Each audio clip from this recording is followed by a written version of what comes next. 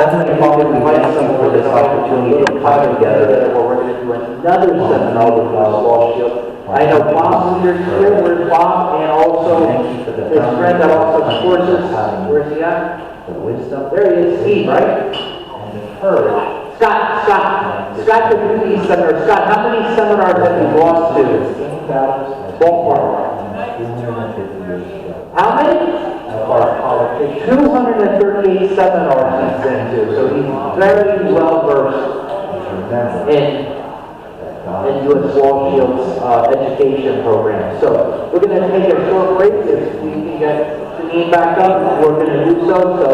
We'll give you about 5 minutes here, folks, but if you can come on up now if you're interested, and then we're going to I pledge allegiance to the flag of the United States of America and to the republic for which it stands, one nation, under God, indivisible, with liberty and justice for all. Remain standing for the national anthem.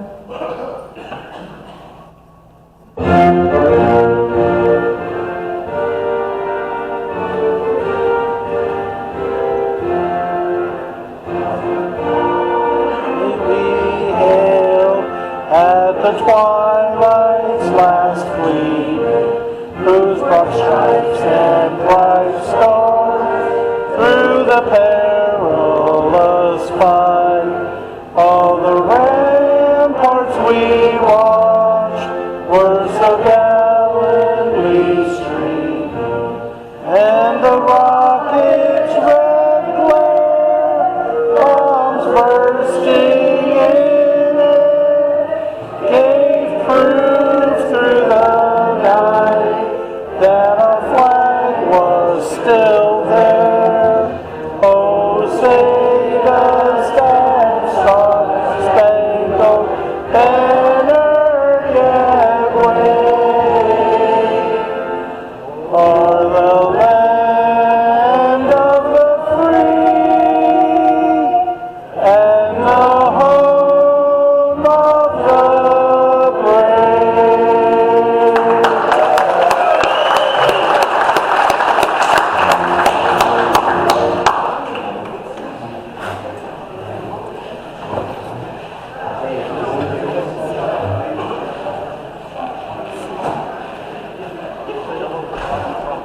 Okay, ladies and gentlemen, we have a gentleman here from the Revolutionary War here. Where's Captain Mel? He's going to escort up. We're going to change things around tonight. We knew it was going to be a light attendance due to the holidays, and from what I heard, it's pouring outside, so I guess that might have turned some people around too. But we're going with it. So, Captain Mel, we're going to ask you to escort one of our speakers up, and that would be Roger McLean, if he could stand up. Where's he at? Oh, there he is, Captain Mel here. I'm going to escort you up the stage to the podium, and we're going to give him an opportunity to reintroduce himself. Walk onto these.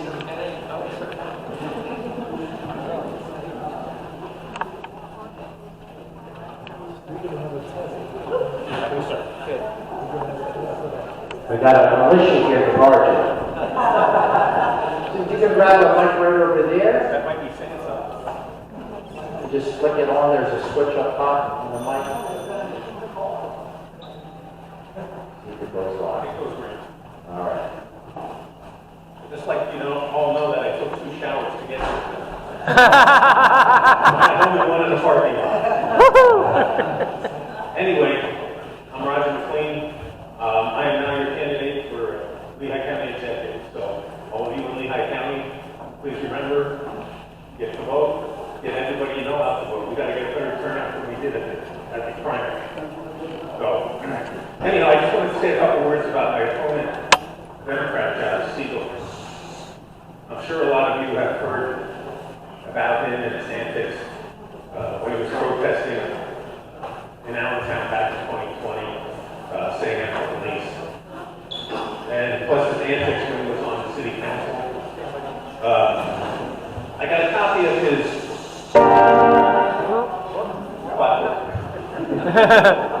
but anyhow, these are some of the, I'm not going to read everything, I'm just going to read a couple of the things that he has on here because it's a full mishmash of a bunch of stuff. But housing production fund. Subsidize and create mixed income housing, increase owner-occupied housing, increase number of starter homes. If the county executive is going to start building homes, taxes are going to go way up right now. He wants to regionalize the police and fire. This is the guy that wanted to defund the police when he was on city council. So that's an obvious mistake. He wants to create an economic development fund modeled after Cuyahoga County in Ohio. Now, when I looked it up, I couldn't see exactly how it was funded, but it's funded through the general fund in the county. So whether there's another tax, a specific tax on it or not, I don't know that. But it would still take tax dollars. He wants to create an economic development fund. Well, I just read that. He wants to maintain and improve Cedar Brook. I don't know what he thinks the 240-bed addition is. If it's not maintaining and improving Cedar Brook, but that's in the works already. He wants, of course, to create satellite voting offices for better access to mail-in ballots. Yeah, I don't know how much harder it can be. He also wants to create a mobile ballot curing vehicle similar to Montgomery County, where they could go around and they help people basically fill out their ballots to make sure that there's no mistakes on them. Yeah, mistakes. That's not right for any kind of manipulation. Nope. Another one, he wants to create a labor enforcement division in the district attorney's office. That, to me, I think would be up to the district attorney to do, but I didn't know we had that much problem in Lehigh County with the labor issues. The last one I want to touch on is he wants to create a regional prosperity district similar to Allegheny County. Now that one, when I looked it up, it's what they call, in Allegheny County, they call it a RAD, Regional Asset District. It's funded by a 1% extra sales tax in Allegheny County, which, I don't know if any of you remember, but that was one of his proposals back during COVID. He and Mark Tinsley, who's the county controller. They wanted to add a 1% tax, extra sales tax in Lehigh County, which would have been suicidal, I think, but not very smart stuff. But those are just some of the problems, some of the things he wants to do. He's always been very anti-police. Now all of a sudden he seems to be pro-police, but he seems to switch coats depending on where he's at. So we're going to need a good turnout for this election in November. What was it? It was 16% or something like that in the primary. It was really, really bad. And I know George Michelle was going to talk about ballots and early voting too, but I'm not going to get into that here tonight. The only thing I do want to say is I do have a website. Right now there's a problem with it. We hope to have it fixed by next week. If anybody wants to donate, Roger McLean for Lehigh County Executive, and you can mail it to the Lehigh County Republican Committee Office at 3055 College Heights Boulevard until my website gets fixed, which hopefully will be next week. So, thank you again, and ask for your support in November. We got to get out and vote.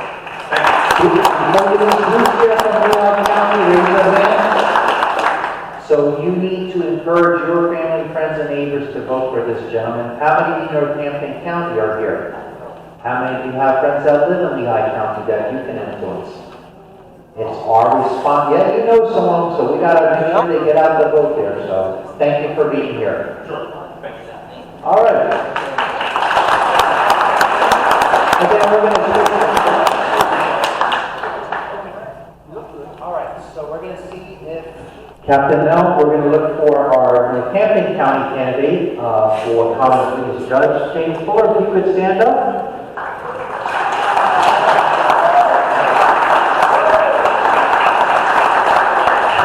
All right. You're going to follow the flag in here. This is just like a high school.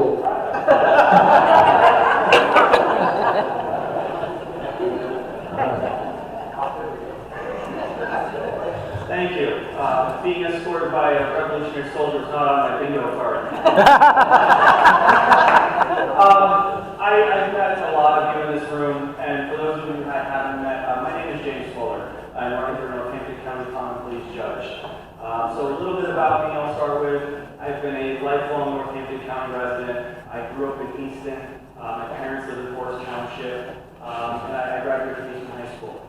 After I graduated from high school, I went to Penn State, main campus. I'm an avid, probably should say rabid Penn State fan. It's been a very difficult couple years. But then I went to law school in Michigan, in Lansing, Michigan, right next to Michigan State University, much to my chagrin, at Thomas Cooley Law School. We came back from Michigan with my wife and I. My wife actually went to Parkland High School, for all of you from Lehigh County. So yes, I can influence my mother-in-law who lives in Allentown to go to Lehigh County Executive. But we lived in Forest Township for a while, and then we just recently moved to Northampton Borough.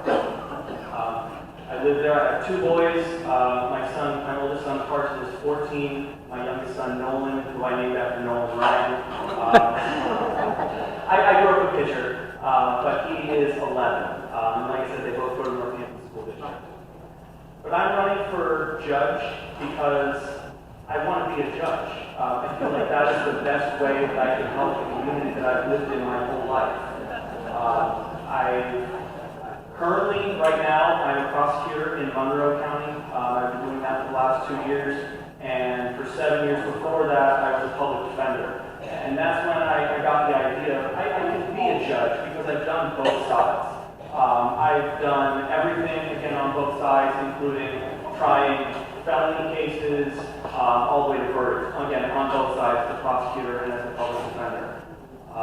So it's what I do, it's what I've been doing, it's what I've always wanted to do my whole life, and I think I would be a very good judge for those reasons.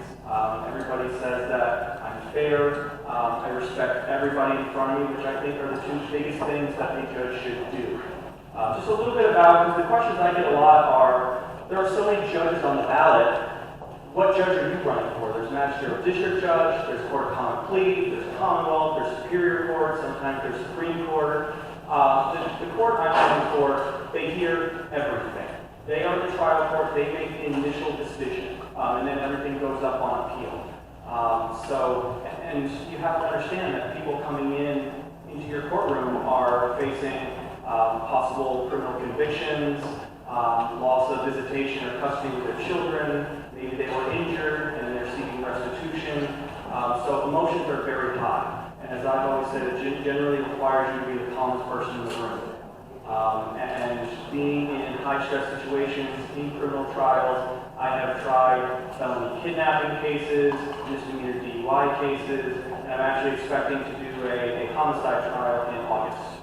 So I feel like I have the experience necessary to be our next judge in Northampton County. So I would respectfully ask for your vote in November, and I will say I am trying to build my Facebook page. I discovered yesterday I was trying to film a video. I'm not the most tech-savvy person in the world, but if you are on Facebook, it's James Miller for Northampton County Judge. Thank you for your time.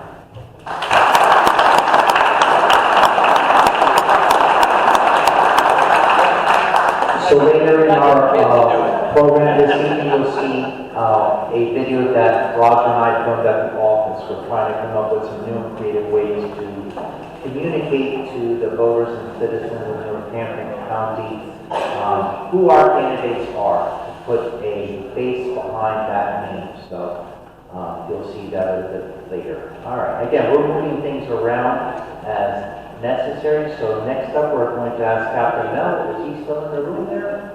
Or is he fighting some red coats back there? All right, if you would make your way to the front of the room, we have next up our chairman from Lehigh County, Mr. Joe Show. Joe, if you go wait for the flag here.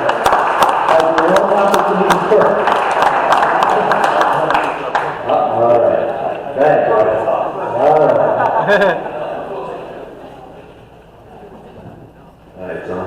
All right. Yeah, most of you know who I am. So what I want to talk about is two things that are coming up rapidly right now. Obviously, first of all, and I can't believe you didn't bring it up yet, but let's all congratulate President Trump on the passing of the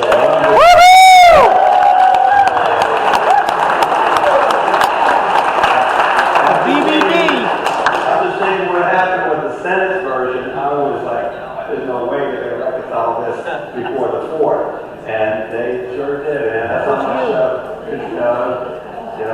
power he has, the influence he has, so. Actually, we're gonna have one more speaker arrive a little bit late, but we have breaking news coming in. Like Fox News says, breaking news coming in. Breaking tonight. I'll move on.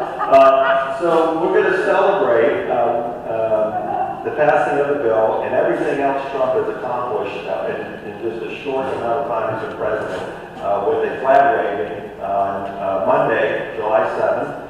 And there's going to be one in Northampton, and I think you're going to do the slide. And there's going to be one in Lehigh. The Lehigh one is going to be in front of the Ryan McKenzie office on South Cedar Crest Boulevard.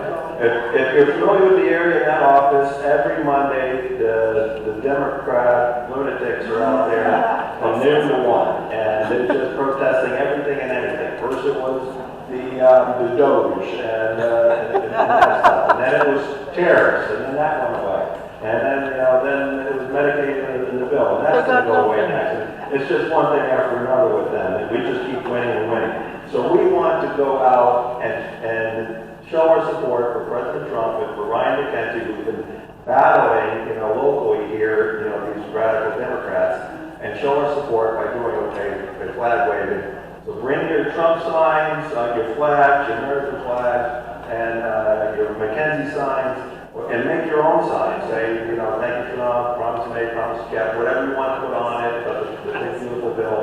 And so it's going to be at 1:30 at McKenzie's office on 1125 Cedar Crest Boulevard. You can park behind, not in the parking lot, so in the neighborhood behind that office, there's a lot of parking back there. There's a big church just one block south of there. I'm going to tell you to park there, but you might be able to risk it on the 1:30 on a Monday. But there should be plenty of parking for you. And so we'll be giving you more directions on that here in a bit, but that's the Lehigh County side.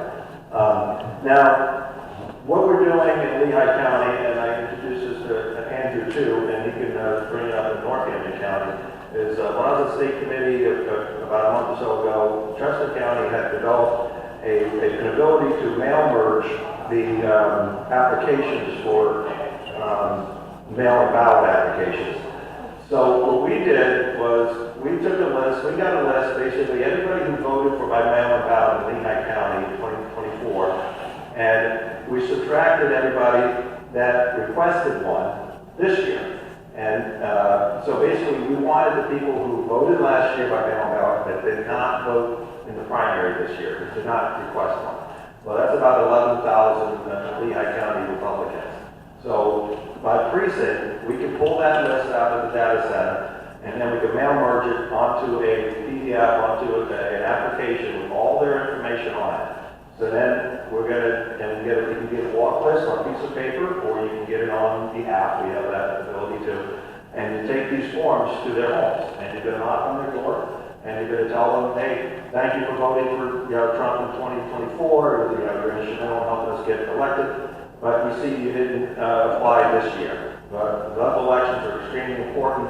If you want his policies enforced, they need to be enforced locally. We need you to vote this year. You can bring up the no vote information about the state Supreme Court. There's lots of issues you can bring up. But the main thing is to get them to sign this. All they have to do is put their driver's license and sign it, and then you take it back to our office with Lehigh County, and if Northampton's going to do it, then you can take it back to their office, and then we get it turned in.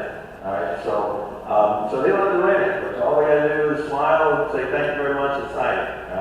And it's been effective. I did it this past weekend, and you'll get volunteers too that might want to help you. You'll get people that might not be home, but we have, in Lehigh County anyway, we have a card that we can also give out. We'll leave it on the door. Just say, hey, sorry we missed you. You can still do your mail and ballot. Contact us if you need any help. And it has all the information on there. We wouldn't leave the paper there because we want to come back to them and get personally get it from them. So that's one of our biggest programs that we're doing throughout the summer. We're going to do that in July and August, take it into the fall if we have to. But that's what we want everybody to work on. The other things we got is the Puerto Rican Fest on August 3rd, National Night Out on August 5th, and then of course the Allentown Fair on August 27th. So I'm sure there's a lot of other events going on. If you're at any event, you're always a stewardship for the party, either the Tea Party or the your respective Republican committee, if you're on the committee. And make sure you bring information with you when you go to these other events. So if you're always working, you know, even when you're in the grocery store or whatever, you know, a lot of people like to wear the hats, wear the mayor hats. If you have a Northampton hat or the Lehigh County Republican hat, you know, wear that or a shirt, and then you might get people looking at you, and then they might want to be interested in helping, you know. So anyway, that's what we got going on right now. I'm trying not to take up all Andrew's time, but the mail-in ballot is critical. If we can get these people to sign up again, those are giving votes, all right? They're guaranteed votes for Roger McLean in Lehigh County, all the way down the ballot, as well as from Northampton County. So don't give up on that, and let's get that, and let's do, you know, we got to win this year, especially in Lehigh County. We've got to beat Josh Siegel. Yeah, he is the you know, the baby brother of that New York guy. It's just Mum Donnie. With that, Mum Donnie. Joe, thank you very much.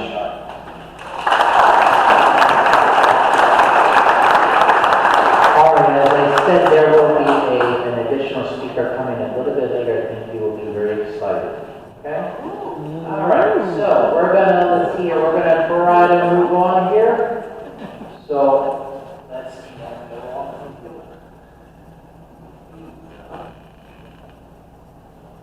All right, my opening remarks are simply to thank each and every one. I know on the eve of Independence Day, a lot of people have family or friends that they're going to be with tomorrow. So again, thank you for coming out. I'd like to especially thank all the people at the tables, our check-in teams, for being here. Give them an applause. Make sure you thank all of them.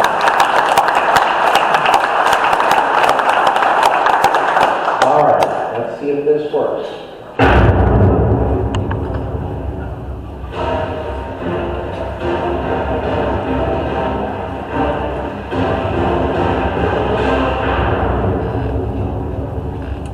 It's July 4, 1776. In a sweltering room in Philadelphia, representatives of the 13 American colonies are about to make a decision that will change the course of history. They're signing a document that declares their independence from British rule, a document we now know as the Declaration of Independence. But why was this declaration needed? The colonies had endured years of oppressive policies from Britain, such as taxation without representation, the quartering of British troops in their homes, and the suppression of their rights.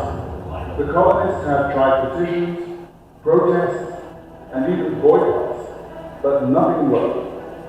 However, on April 19, 1775, the first shots were fired that propelled the colonists to take military action. The first shots of the American Revolutionary War were fired at the battles of Lexington and Concord in Massachusetts. British troops were sent to confiscate colonial military supplies, and they encountered armed resistance from local militias. These battles marked the start of open conflict between the colonies and Britain. It also marked the point of no return, as armed conflict was now a reality. After the battles of Lexington and Concord, the Second Continental Congress convened in May 1775. This Congress was a group of delegates from the 13 American colonies who became the governing body of the colonies and were responsible for managing the war during the American Revolution.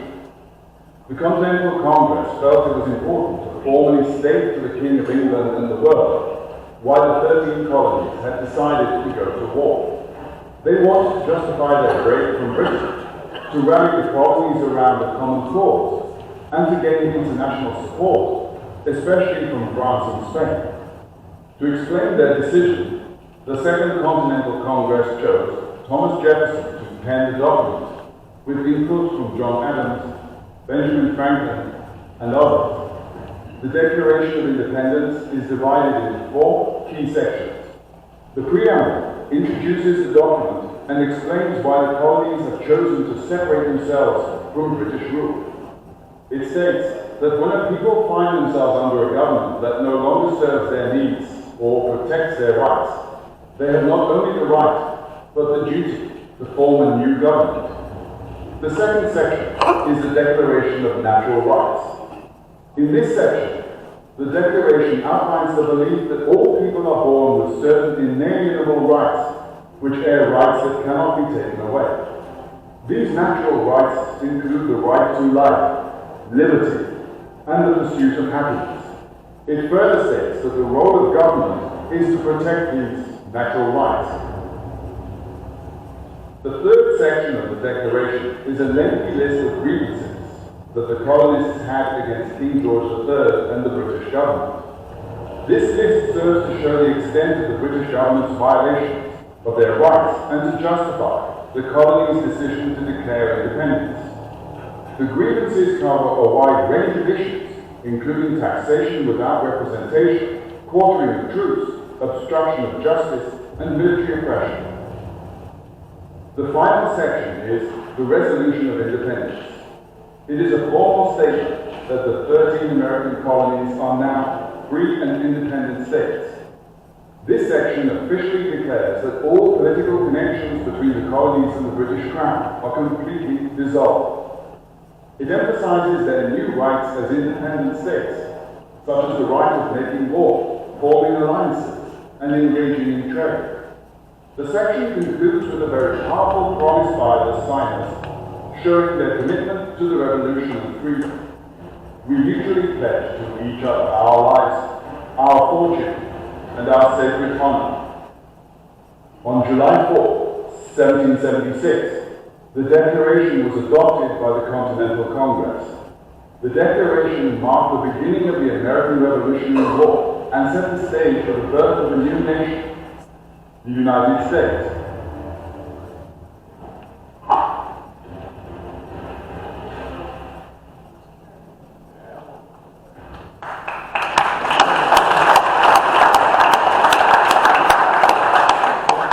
Here's the actual reading of the Declaration. As many of you know, Tom will be holding that tomorrow, and I'm going to talk about another one in Houston. But here's the actual reading. John.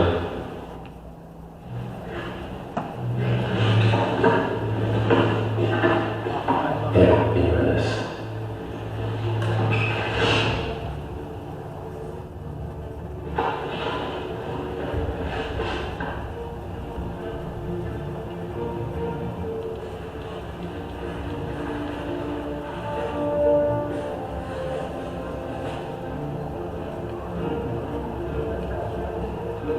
Sure you would read it?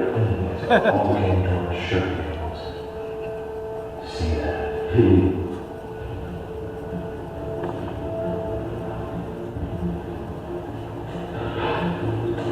look carefully at Captain Nelson in the back there. When in the course of human events it becomes necessary for one people to dissolve the political bands which have connected them with another, a decent respect requires that they declare the causes which impel them to the separation. We hold these truths to be self-evident, that all men are created equal, that they are endowed by their Creator with certain unalienable rights, and among these, life, liberty, and the pursuit of happiness. To secure these rights, governments are instituted among men, deriving their just powers from the consent of the governed. And whenever any form of government becomes destructive of these ends, it is the right of the people to alter or to abolish it and to establish new government. We therefore, the representatives of the United States of America, do and with the authority of the good people of these colonies, solemnly publish and declare that these united colonies are, and of right ought to be, free and independent states, that they are absolved of all allegiance to the British Crown, and that all political connection between them and the state of Great Britain is and ought to be totally dissolved. In support of this declaration, with a firm reliance on the protection of divine providence, we mutually pledge to each other our lives, our fortunes, and our sacred honor.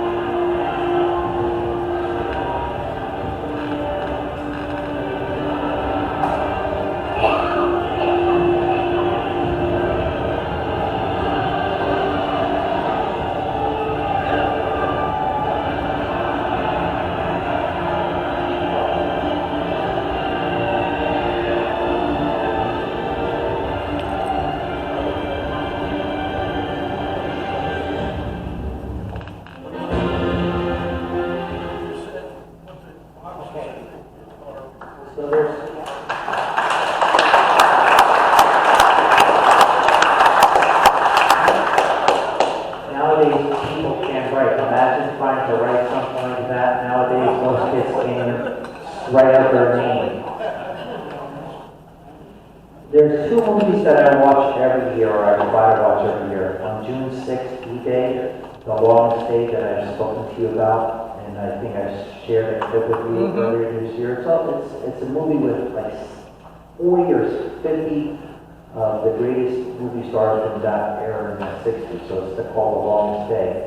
If you go to the text blast that you were sent to today on our website, the other movie I try to watch every year is called 1776. It's a musical from the early 70s. It's on YouTube for free, so if you go to what I sent you by text today, it's there. The link takes you right there to the YouTube channel. It was too well. I couldn't figure out a way to get one of those clips on, but it's a good movie to watch. All right, so I encourage you to check it out and share it with your family and friends. All right, let me see if we don't have a technical difficulty. All right, now it just so happens that Joe Michaud was talking about the New York City race.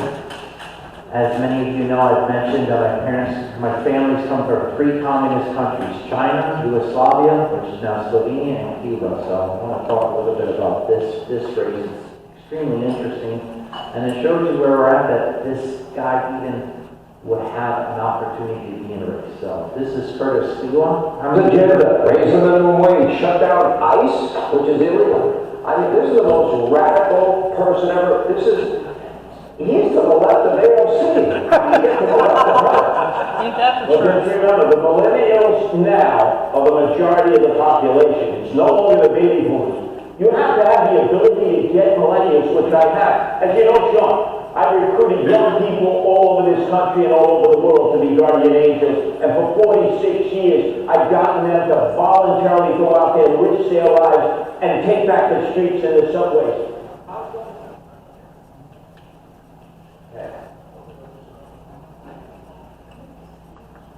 A campaign promise from mayoral candidate Joe Mamdani for cheaper groceries from city-run stores, it's getting some backlash. There have been protests from both bodega owners and the head of the Christine's grocery chain who says he'll close or sell his business if Mamdani's elected.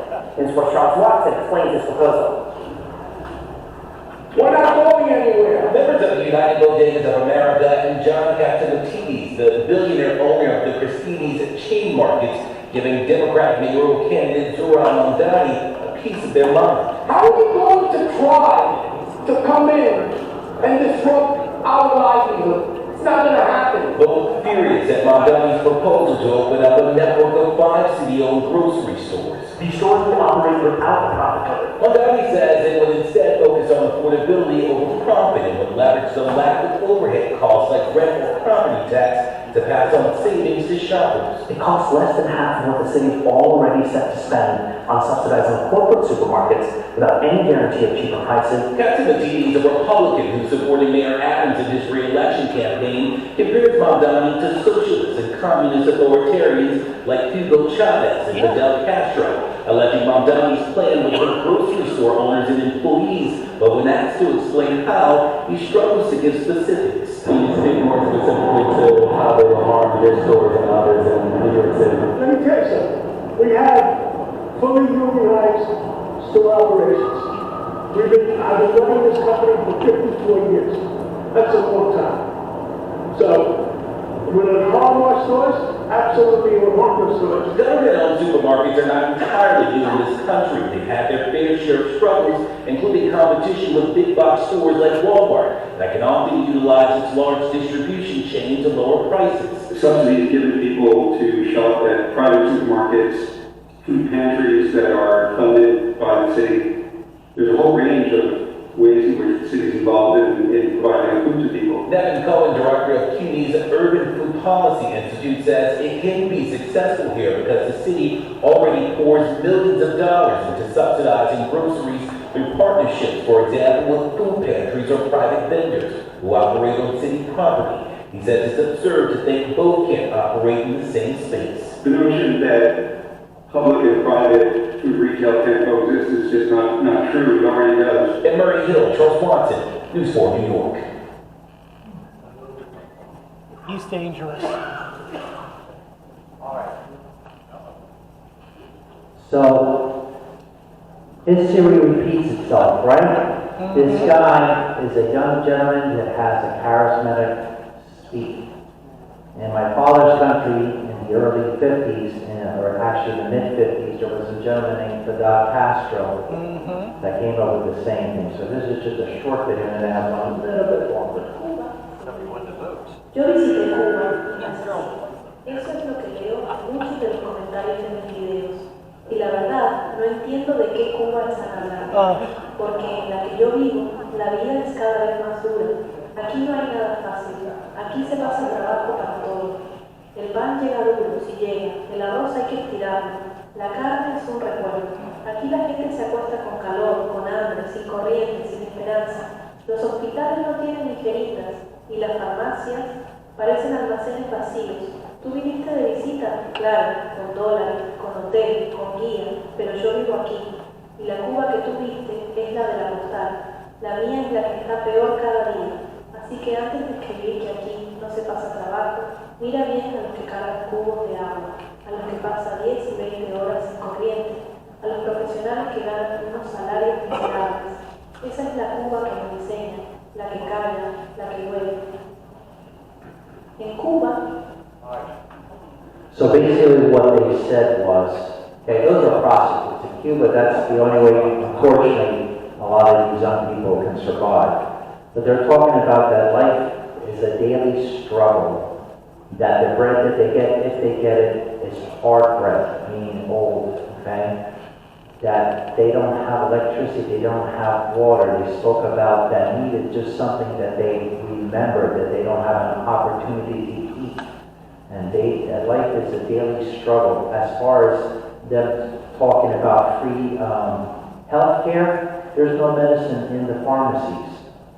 So that's what socialism really is about. A lot of people, when I'm out in the public, if they hear I'm of Cuban descent, they say, oh, I've heard the island's beautiful. Well, if you go to the part where the boats come in and all that, they'll take care of you very well. But if you go in a couple blocks, you are risking your life, let me tell you.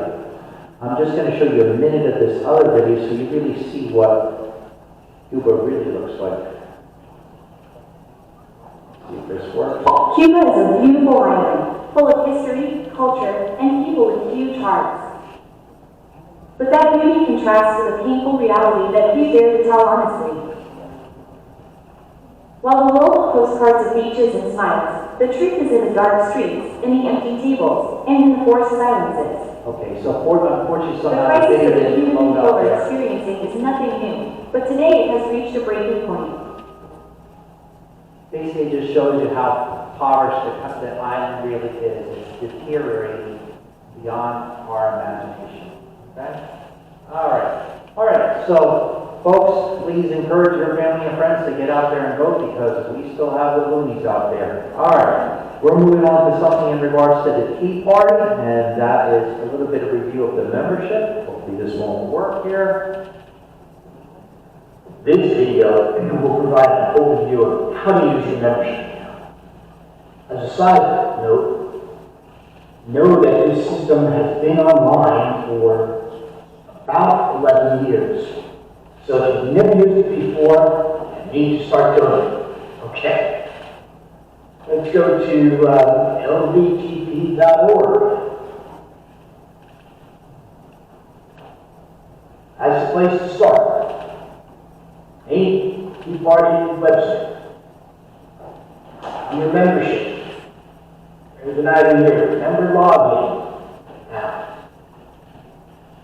I have an institution's membership here.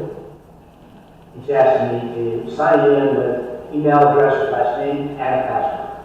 Well, the last name is Reagan, but I don't know my password.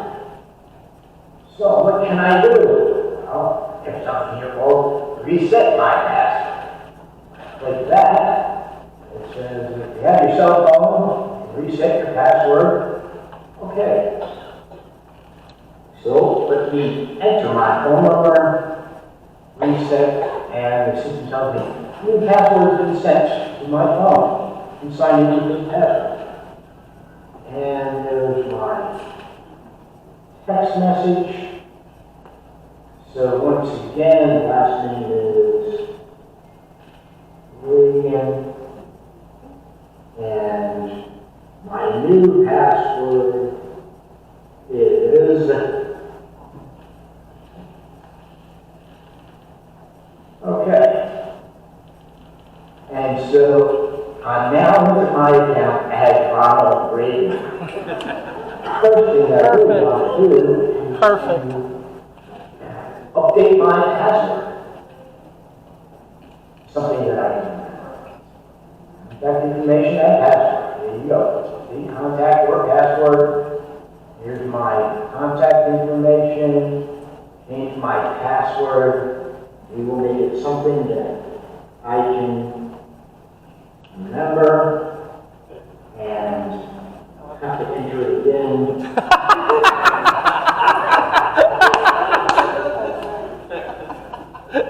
That was priceless.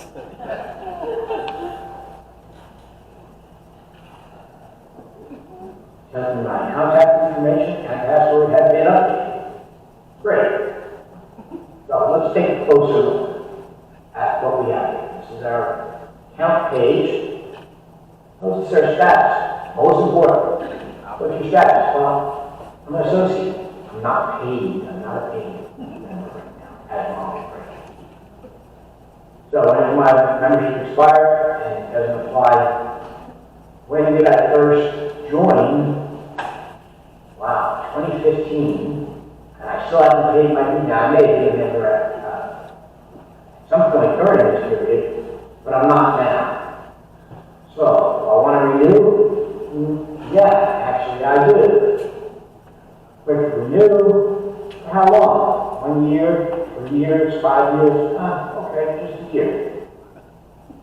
And the system will now ask me, how would I like to pay? Would I like to pay online right now with a credit card, or will I send a check?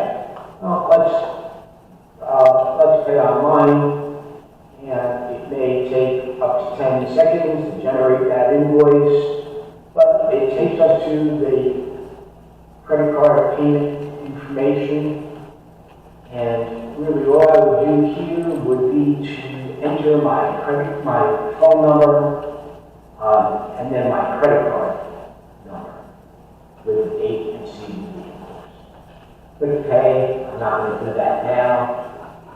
I'm actually just going to go back. And so what will happen is, once I have paid, that notice will be sent to membership. And someone in membership will process the payment and mark me paid. Now that might take a day or two or possibly 3 to happen, but it does happen. So that's how you renew. I can update my contact information. As we saw, I updated my password. References. You see email blasts to this email account. I receive voice calls to this phone number, text announcements to that phone. Okay, well, I'm not sure that I really want to do that. So, no, I don't really want emails anymore. Yeah, I think I do want to continue getting voice calls, because that's a monthly reminder of the upcoming meeting on the first Thursday of each month. And do I want to get text messages? Sure, I'll continue to get my text messages. Meeting attendance record tells me that I've been to 3 meetings this month. This quarter, and 3 meetings last quarter. Total for the year 7. Voting district. These are my congressional district, state senate district, state house district. You have no precinct. And voting. Lower Suffolk, 7.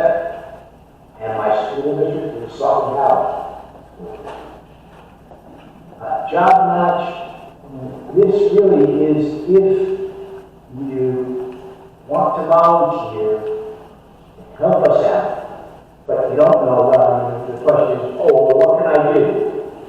Well, you go up to your job assessment, And it'll take about 2 or 3 minutes to answer 10 short questions. And then the student will come back and say, well, you probably fit in this job or that job that we have now.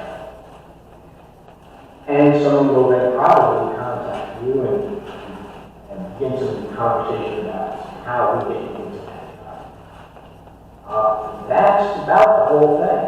If you have any issues or questions, you can always click contact us, and that'll take you to the form to contact us. Oh, you can see. Okay. This video will provide an overview. Okay, so the reason we did that video is a lot of folks, they questioned their status of their membership. Why did they get a membership? Why don't they get an email? So I asked Tom if he could create that video, and I heard a couple of things, so hopefully that was some news there. But I want to thank, people that help with the membership, which include Annette, Kitty, Joy, Joe McKee is back here, and now Heather. If you have any questions, see them, they'll help you out. I'll help you out. All right, as far as literature, we have a lot of literature on the table. We are constantly bombarded with people asking to promote their event. First thing I ask them is if they're a member. If they're not a member, I don't need to bring it up to the board. Once they're a member, then we use some criteria to allow them to put material on the table. We don't want to bombard you folks with all different types of things. The speakers, like I said, we will be getting one more speaker in here. I think you'll be happy to hear this person speak. So when he does speak, if you could kindly give him his attention and your respect. Our membership and treasury reports as of today, we have a total membership of 7,471. Our bank balance is just under 55,000, and our credit line is 24,000. Do we have any first-time attendees here in the audience today? If we do, if you could kindly stand up, we'd like to welcome you. So do we have any first-time attendees here? I believe our coffee sponsor is one of them. Yes.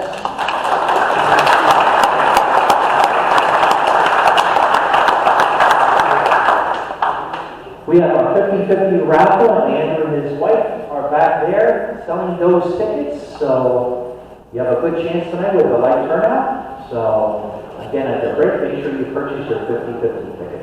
We also have our 100 ticket raffle. And if you win, you get a $500 gift certificate to use at one of the following: Relic Hunter, Lehigh Valley Sporting Clays, or A.F. Boyer Hardware. Those tickets are only $10. How many do we have left to sell? 79. We have 79 people. Everyone buy them today. We'll have a winner. All right. The Second Amendment Committee has new hat and lapel pins for sale. All you have to do is see Steve. There, he's up there. He is with the golden hand. So, and they're actually very nice. I did see them. Okay. If you are short on cash, you are able to buy $10 Lvtp chips with your credit card. Use them to buy merchandise, raffles, or put them in the donation buckets. Okay. Again, we have in the back my dear friend Joe Calantoni. He's manning the table to sell brownies, fresh dough cannolis, and cupcakes. And again, we set that money aside to take the scouts to West Point. Last month, as those of you who are able to attend, we had U.S. Law Shield, who is our ongoing sponsor. And that is the best concealed carry insurance out there. I thoroughly encourage you to purchase that. God forbid you ever have to use one of your weapons, even in your house.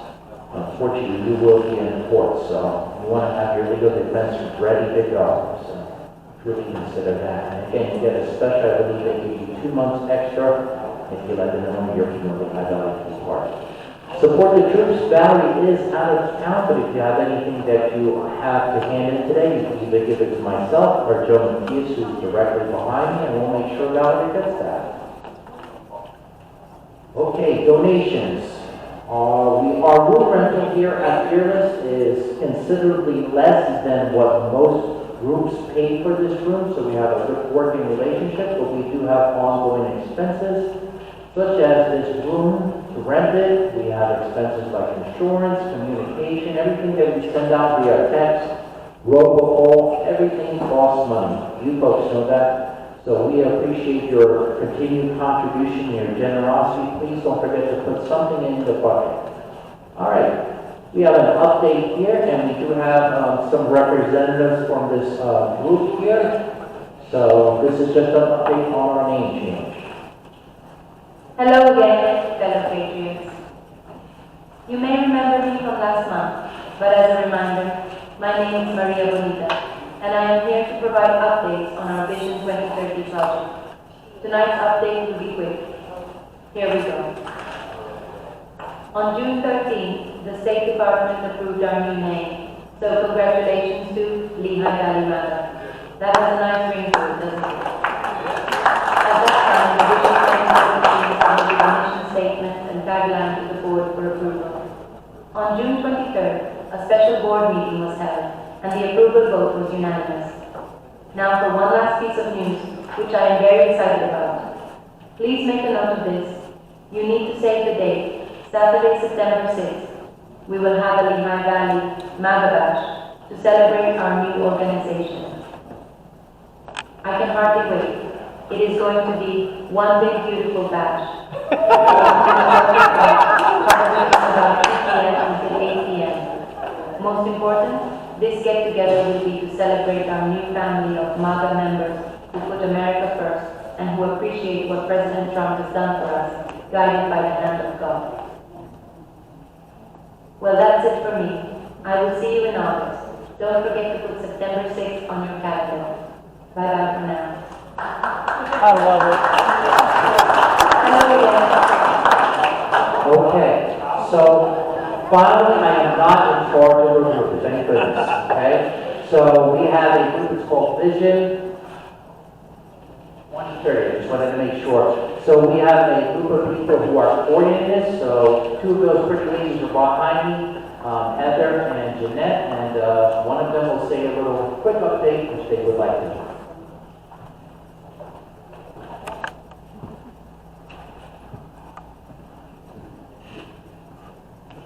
We're really excited. We hope you will join us on September 6th for the One Big Beautiful Bash. It'll be the launch of Lehigh Valley MAGA. It'll be at the Alfred Frischman Park in Hellertown, and Jeanette and I are working on all the details. So we're super excited to celebrate with all of you and kick off our new organization. Thanks.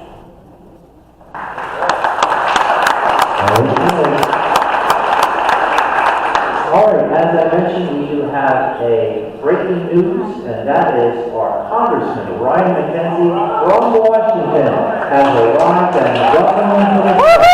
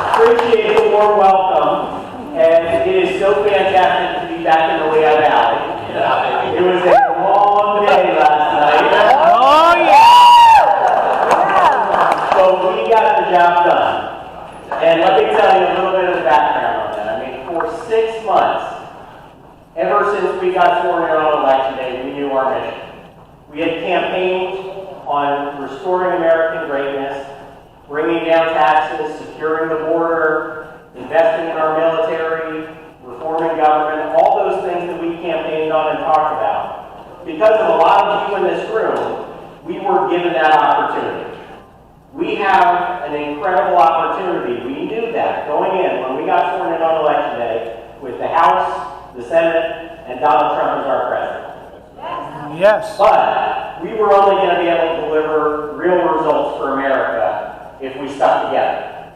And for far too long, we have seen our Republican Party fracture and go different ways, fight amongst themselves.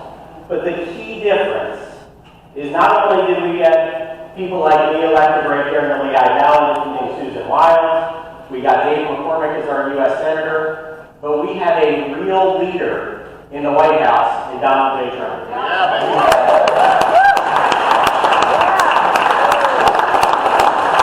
And so we have told you for the past 6 months, we are sticking true to what we campaigned on. It doesn't change. So nobody can say that we haven't told you exactly what we were going to do if we got into office.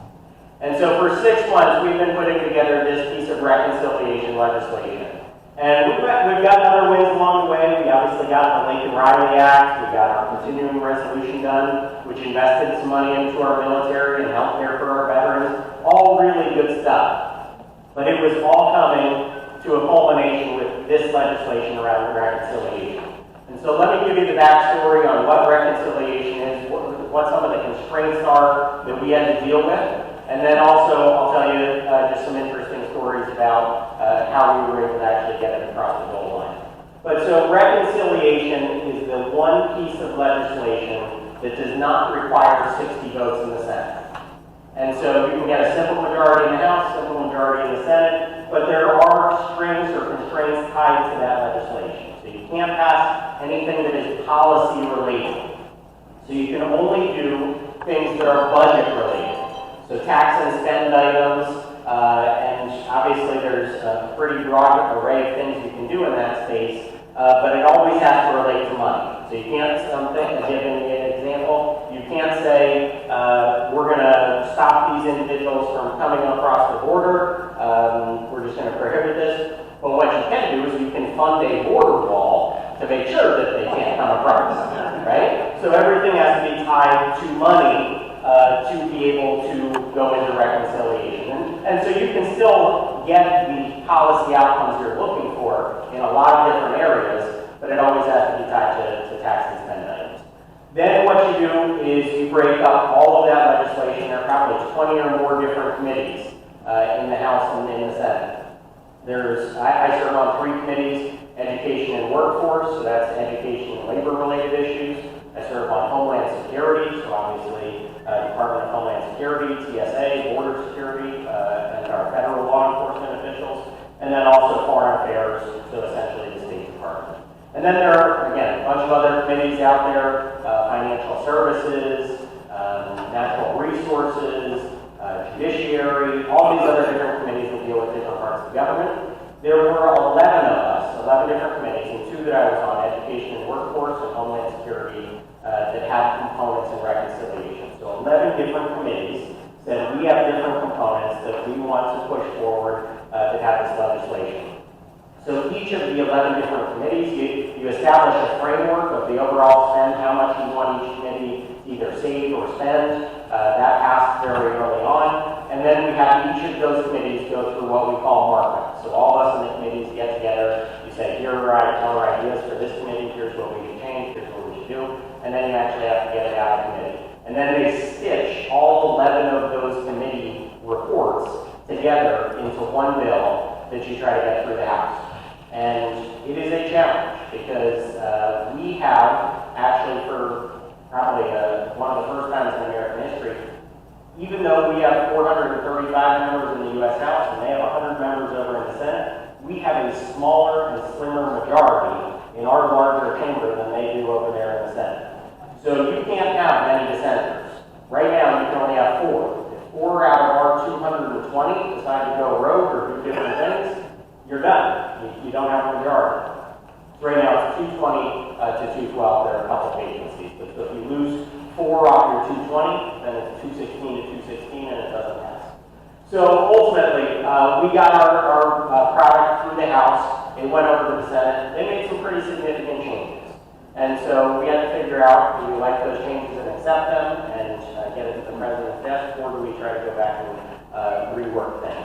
Ultimately, we decided the legislation that we passed is incredible for America in so many different ways. Even if you don't like everything, or you would have maybe done it differently, the upside potential of getting this done is so significant for America that we just have to move forward with the legislation the Senate sent us. So I'm just going to highlight very quickly some of the wins, some of the major things that we are able to accomplish in this. And this is just my outline of framework. I would say it's in 4 categories. It's taxing, helping working families and American seniors bringing down the tax rates for every single American. The next one is securing the border, which we all know about. I'll talk about each of these categories a little bit more.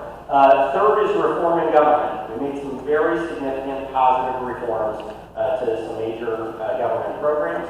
And then fourth is investing in the things that we need to invest in to secure our future.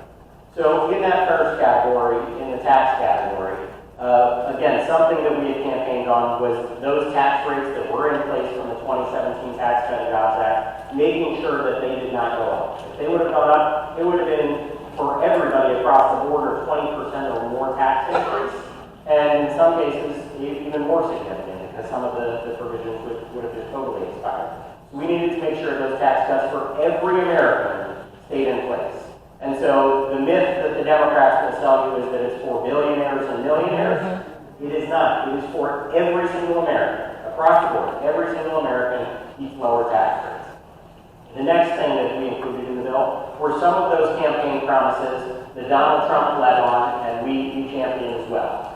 So tips, overtime, Social Security. In each of those categories, we didn't get all we want, but we made significant gains for individuals that make tipped wages. The first $25,000 of your tipped wages will now be not taxed at the federal level. That is in probably about $2,000 of extra income that a waiter or waitress or somebody working at a golf club or something like that is now going to have in their pockets. Same deal with overtime. The equivalent works out to just under $2,000 for people that are working overtime. That could be nurses, firefighters, all kinds of essential personnel out there that we don't have enough people in those jobs who, when they are working overtime, they're going to have an extra $2,000 in their pocket. Then senior citizens. We were able to do, it's a pretty complicated maneuver, but $6,000 additional in a deduction for seniors.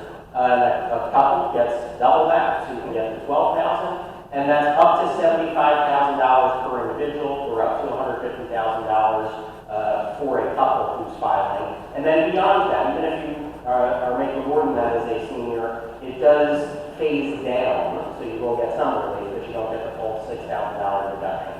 What that equates to, though, is 88% of senior citizens will not pay Social Security taxes in this country. An additional 14 million seniors will now see that they have no federal income tax when it comes time to file. So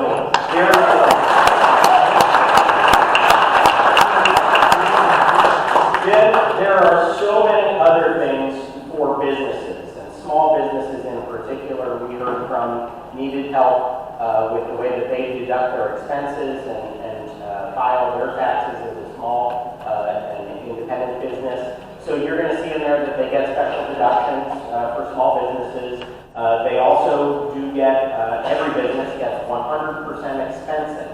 So if you make a capital investment, you used to have to depreciate it and take a part of that over time. But really complicated sometimes, and also it just diminishes the amount that you can actually invest in that one individual year. So now on your taxes as a business, and this is permanent, that is actually going to be that you can deduct 100% of that item that you invested in that year that you purchased it. The other thing is R&D. R&D, research and development, is so important in this new economy. We see in every space, computers, electronics, pharmaceuticals, everybody, this pace of technology is so incredible nowadays, and we want people investing right here in the United States, whether it's an American company or anybody else. And so now they can deduct their R&D expenses, and that's a permanent extension as well. So those are great things to actually make sure that we have the investment coming into America. There are other things that you talked about, or we've maybe heard about, like if you buy a new American car, you can get rid of the interest expense on that. There are other provisions about re-onshoring and bringing American businesses back home. And this was one of the big things that we see as a positive for American industry and American growth. We want these jobs to come back. Trump is doing everything he's doing on tariffs to level the playing field, but we want these companies then around the world to actually be investing in America. And again, those provisions in the tax code are going to make that possible. So huge wins in that tax category for all individuals and all American businesses. The second thing is securing the border. We have invested in this legislation over 10 years, $150 billion in border security. right? And that is so important in two respects. Not just the dollar amount, but let's remember in 2017, Nancy Pelosi shut down the government, the longest shutdown in government history. I think it was over a request from Donald Trump for, I think it was $4 billion of border wall funding. And so times have changed. The American people recognize the importance of a secure border now, and now Donald Trump also had a House and Senate that would back him up on this. And so that $15 billion doesn't just go to a physical wall. It goes to sensors along the wall. It goes to increasing Customs and Border Patrol agents. It goes to increasing ICE agents throughout the country that are going to be working on deporting illegal, violent criminals like we've already seen starting to happen all across our country. It's going to invest in more detention space so that we can hold these individuals when they do get arrested. So in every step of that process throughout Homeland Security, we are investing money, and we are investing in the long term because thankfully Donald Trump is going to be our president for the next 4 years. But after that, we have seen that if you don't codify it, if you don't put these things in law, all of a sudden, somebody like Joe Biden can leave your border wide open, totally wide open, and there's not much you can do about it until you get a new executive in the White House. And so already Donald Trump, just through his actions and his executive orders and what Kristi Noem is doing at Homeland Security, you saw a 93% drop in a couple of those months, and even 1 month he had it down to 0 border crossings. And in the previous administration, it was 200,000 a month and stuff like that. Absolutely insane numbers of people. You never know who these people are, if they're criminals or terrorists from other countries. We know that countries like Iran and China, who want to do harm to us, we're pushing people across that border. And so, again, now, regardless of who the president is, we are going to have that border wall in place. We're going to have the Customs and Border Protections agents, ICE agents, they're all going to be funded so that regardless of what happens going forward, we've made the investment, we have those people in place. So that's very, very good.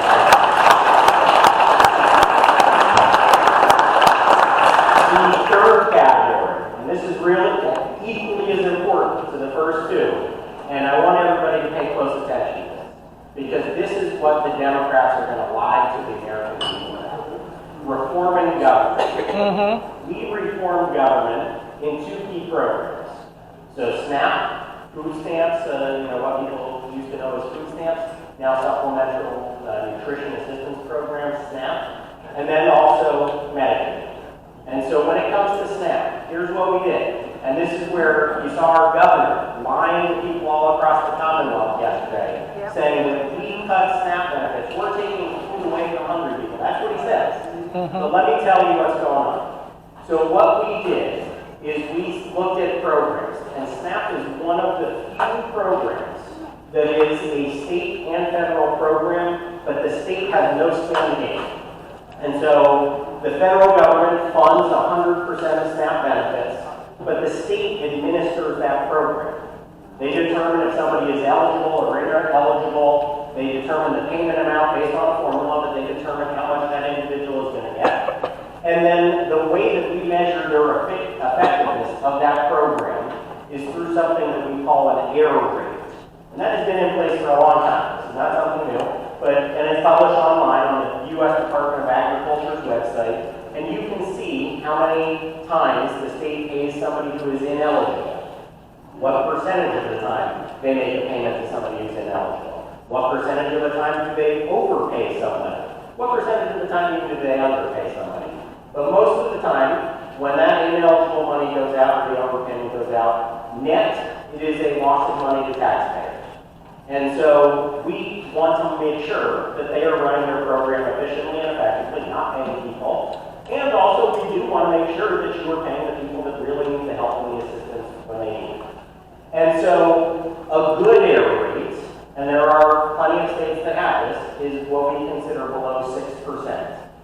So, you'll see it if you go on the website, U.S. Department of Agriculture, error rates. There are plenty of states, 3, 4, 5% error rates. Then, the worst offender is Alaska. They have a 25% error rate. So 1 in 4 people coming in the door, they are either paying them too much, or they weren't eligible, or anything like that. But as a state, what is their incentive to actually fix that program or do better? They have none. They don't, they bear none of that cost. It doesn't matter to them. So if that money goes out the door to the wrong people, they just go to the federal government and say, hey, give me more money for the program. We've got more people on it. So we said enough is enough with that kind of reckless spending of our tax dollars. And so we came up with an incentive structure. We said if you are below 6%, you have no penalty. There's no payment, nothing changes for you, but you have to be running your program efficiently and effectively. And then there is a sliding scale. If you are above 6% and in a certain category, the penalty increases. If you have a much higher rate of errors, your penalty goes up even higher. So there is a sliding scale. Pennsylvania right now, last year our error rate was 16%. This year it's 10%. And so I just did an interview today where they said, Josh Shapiro said that you're cutting funding for SNAP and you're taking money away from hungry people. I said the only person that is going to cost this state money and those individuals that need those benefits are Josh Shapiro himself. Because if he is running an inefficient and ineffective program, he is wasting taxpayer money, and we are going to place a penalty on him. So that is on him. And so our governor needs to get his act together and run that program better so that he is on the same level with all the other states that are doing well and bring that error rate down to 6% or less. And he can do that. We give him 2 years of runway to improve their program. But if that is the case, if he can actually run a program like those other states that do it well, then there's no problem at all. So he is lying to people and scaring people that we are going to take money away from them. The only reason you can even make that calculation is because you're running a bad and inefficient program right now, Governor Shapiro. So that's the only reason. So that's the first thing. So that's the biggest change in that space, and so people just need to understand that it's not a cut. It is an incentive program for states to actually do their job and manage our taxpayer dollars effectively. The next one is Medicaid. So obviously a huge program, and after Obamacare, even bigger. And in state government, in Pennsylvania state government, is now the single largest line item in our entire budget. Medicaid was designed for vulnerable populations. So pregnant women, children, people with disabilities, low-income seniors, those were the traditional populations of Medicaid. And again, we want to protect the benefits for those people that really need that health care and that assistance when they're down on their luck or they're in a tough position. So we want to make sure that those benefits are in place. At the same time, with the expansion of Obamacare, it almost doubled the size of that program, and it included now lots of able-bodied working adults, many of them without dependents or children that they're counting on at home. And so what we said is that is a change in that program. And so what we should do is, just like we do in so many other human services programs, institute a work requirement. If you want to get those benefits, that's fine. We want to help you if you're in a tough spot, but you should be either working, you should be in a training program, or we even put the lowest level of community engagement, go out and volunteer in your community 20 hours a week. Go to your church, go to a school, go to a library, do something to be engaged in a part of your community. And if you do that, you will satisfy that work requirement and you'll still be eligible to receive Medicaid benefits if you're below the poverty or a certain level of income. That's the biggest change that we make. And so, you know, these CEO groups and these outside groups, they say, well, there are going to be millions of people that won't be able to qualify because of that. And my response to that is a choice. We are now giving them a couple of years before that implementation to either go get a job, be in a training program, or again, just go and volunteer in your local community. That's not too high of a hurdle. Again, it's already in place for SNAP. It's already in place for other human services programs. There's no problem with implementation or doing it. And so that is the single biggest change that we made. 70+% of people in this country agree with that change. But the Democrats want to demonize you and say you're taking away health care from all these people. And so, simply not true. That is a change in the program because of Obamacare, the way that that program is now structured. Very reasonable, just like lots of other human services programs. That is the single biggest change. The second change that we make that is so significant is a complicated thing called the provider tax. And so what it is in the current law, as it was written, a state has to make a matching contribution to get money from the federal government. Again, it's a state federal program, so the state has to put some money in, the federal government puts money in. And so what states do is they have come up with a way to, effectively not put in their own money, but draw down the federal dollars. And so what they do is, it is called a provider tax. They tax a hospital or a health network or somebody like that. They get the money then, as the state, and they say, this is our money that we're going to put up as, a match against the federal government. So let's say, in this example, they tax the hospitals across the state $1 million. The federal government says, great, you have $1 million, we'll now match you $1 million. But the state of Pennsylvania never put in that $1 million. They got $1 million from the hospital, and the federal government put in $1 million. So the state was never a part of that equation. And then the hospitals say, that's fine, because we know if we put in $1 million, we get $2 million coming back. So it doesn't get on their back either. So the only person that is out is the federal government. And so everybody, leading up till today, everybody has said that is a practice that we should phase down or stop. And when I say everybody, George Bush put that in some of his budget proposals. That long ago, the people have been trying to fix this problem. Barack Obama put that in his 2012 and 2013 budget proposals, and they are still on the internet. They're archived on the internet. I looked them up to verify this. So Obama said we should make this same change so that states have to have more skin in the game and they can't do this maneuver. And so at the time, Joe Biden was vice president. He said, yes, we should do that. Other people said we should do it. And all of a sudden, when Donald Trump comes along and proposes it, and the Republicans in the House and Senate say, we're actually going to do something that people have been talking about for 20 years, all of a sudden the Democrats cry foul and go, oh my gosh, you're taking away health care from people. So don't let them lie to you or the American people, because these are reforms that people have agreed with. Again, work reforms, 70% of the American people agree with. The provider tax reforms that we made are something that bipartisan people have been saying should be done for 20 years. But again, it took the leadership of Donald Trump, the House and the Senate to actually get it done. So that's the big change in the reforming government category. Those reforms to SNAP and medical assistance or Medicaid, positive reforms to improve the effectiveness and efficiency of those programs. And then the final thing, of course, which also sets that Democrats' hair on fire, is we say you need to be a legal U.S. citizen. Yes!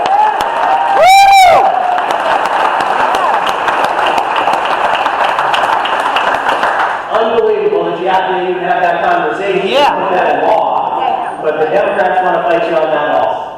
So anyway, that is the reforming government category. And then the final category, and this will be very brief, is just highlighting some of the significant investments that we made in this legislation. So I talked about $150 billion for border security. There's an additional $150 billion for our military.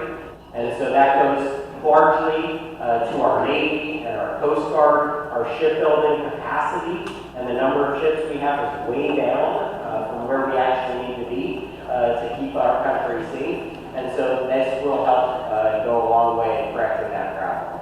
Our air traffic control system, everybody knows that's been a mess for many years. $12.5 billion is in this legislation to improve and modernize our air traffic control system across this country. And then finally, another thing that again, everybody has been saying for years we need to do something about is the struggling nature of rural hospitals.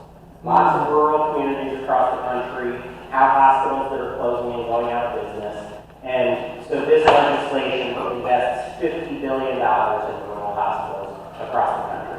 So these are the types of investments that, again, the Democrats would have campaigned on these things, told you they were going to do them, but when they were in office, they never did. They did all their green energy stuff and all their other giveaways, all their preferred interests and special interest groups. But the things that we are investing in are the things that the American people care about, and they have been asking for dozens, if not longer years. So we got those done, major investments to help America keep us safe and improve our quality of life here in this country. So with that, I just want to say, I mean, it was a long process, and lots of late nights, lots of negotiations in committee amongst our members to get agreement, amongst the full House the first time we went through, with the Senate. Again, Dave McCormick has been great to work with, so I have only positive things to say about our new U.S. Senator. And then there is our President, Donald Trump. And so, the President has now come to see us a couple of times, as at conference, he's come to see us. I went to see him, he invited us over when we were new members, he invited us over, he invited my wife and I to go to the Oval Office and talk with him a little bit. And I don't know if anybody's heard this story, but it is in true Donald Trump fashion. Each couple was kind of coming into the Oval Office, and they would announce who you were to the president, and then you get to talk to him and take a picture. And so they announced me, and they say, Ryan McKenzie, from Pennsylvania, and his wife Chloe, and we walk in, and Donald Trump, first thing out of his mouth goes, good looking couple.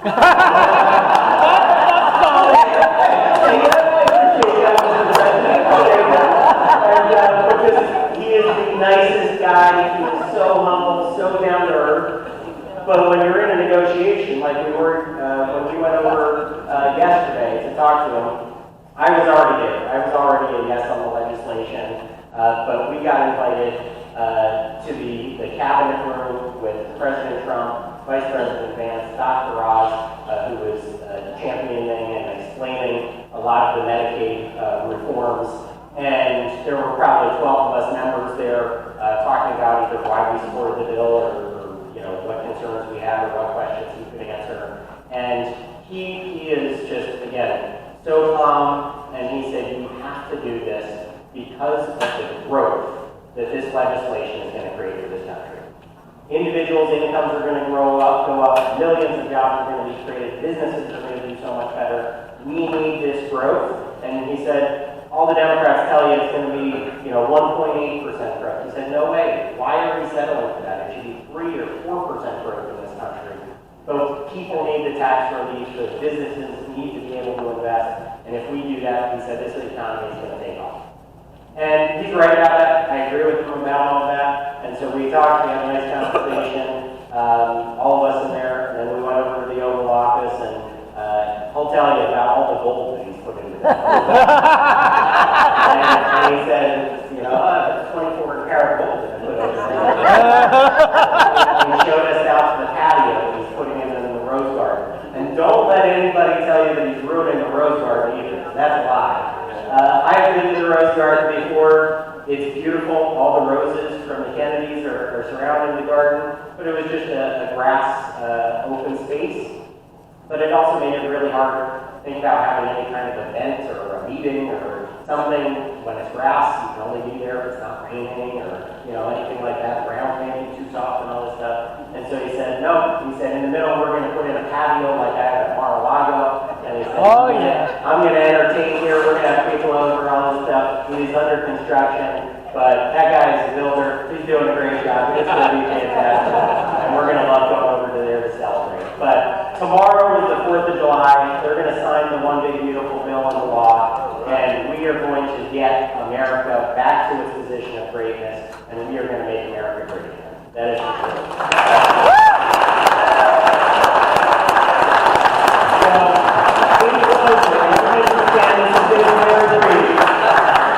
Some of the ladies over there, they congratulated me, and I love to share the good news. My wife and I, we have our little son Leo, he's 15 months old, and now we're expecting our second child. All right! That little girl is going to be a Christmas baby. She's due on December 26th. We can't be more excited. They're going to be just about 2 years, a little under 2 years apart, and so we're so grateful that God has blessed us with the second child, and we couldn't be happier. So I just want to say thank you. It's so great to see so many friends here, but I only got 3 hours of sleep last night. I'm going to get home and see my wife and Leo, but just want to say from the bottom of my heart, thank you to everybody for being here tonight. God bless all of you, and God bless America.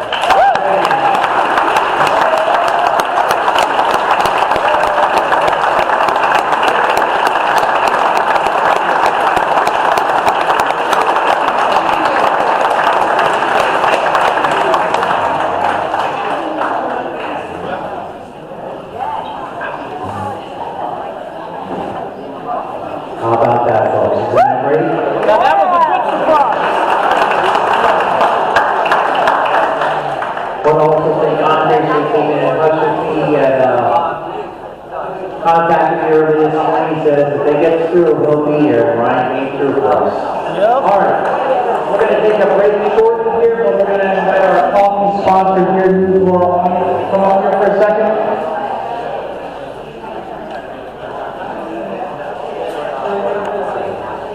Bear with us, folks, and we have more after the break.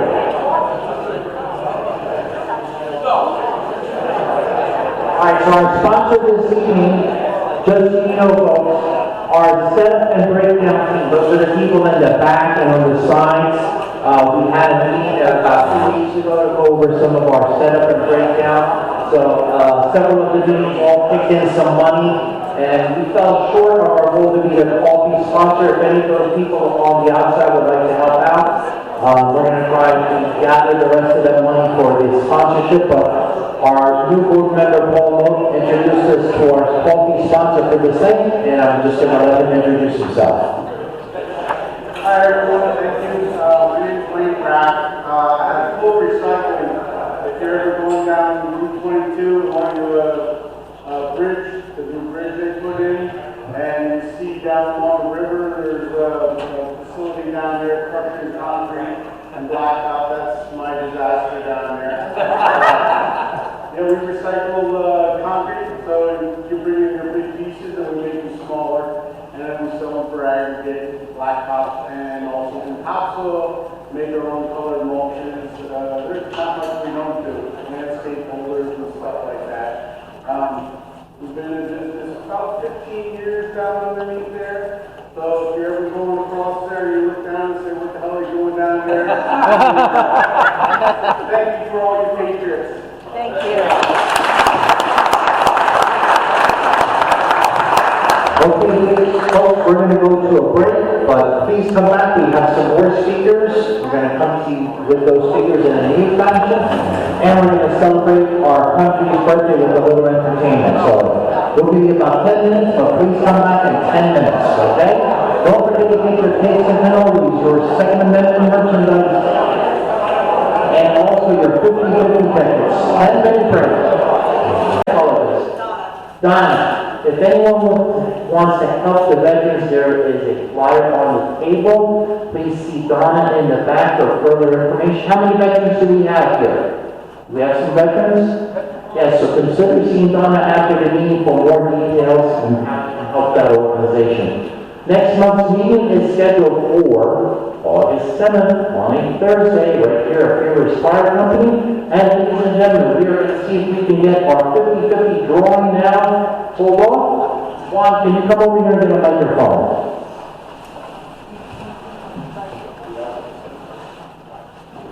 All right, get your tickets out for your 50-50 drawing.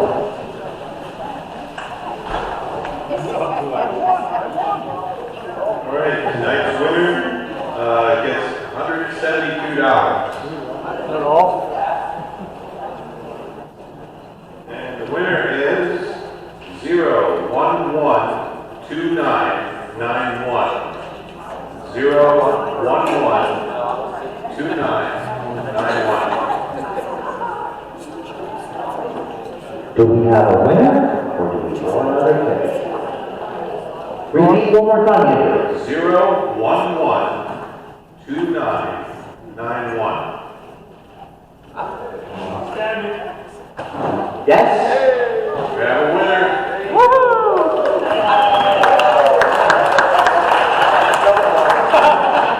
Out of that pot for low attendance. All right, we're going to let her go over there to validate that. Closing remarks, ladies and gentlemen, on behalf of the board of the Lehigh Valley Tea Party, soon to be LV MAGA, we would like to wish each and every one of you a happy Independence Day. We hope you enjoy your July 4th. We thank you for being out here. Also, the buckets are still at the table. If you have any loose change there, please don't put any sugar in that bucket, right? But if you have any extra cash that you're willing to donate, please do. Thank you for being here. We'll close with a quick prayer. Heavenly Father, we thank you for the speakers that came this evening, for stepping forward to be candidates and to represent the greatest country in the world. Great counties like Hampton and Lehigh County. We thank you for Ryan McKenzie. We ask you for blessings in his family and the news of an upcoming child. Bless them each and every day.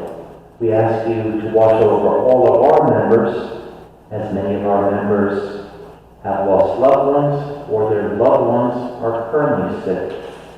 Help restore all of us in mind, body, and soul.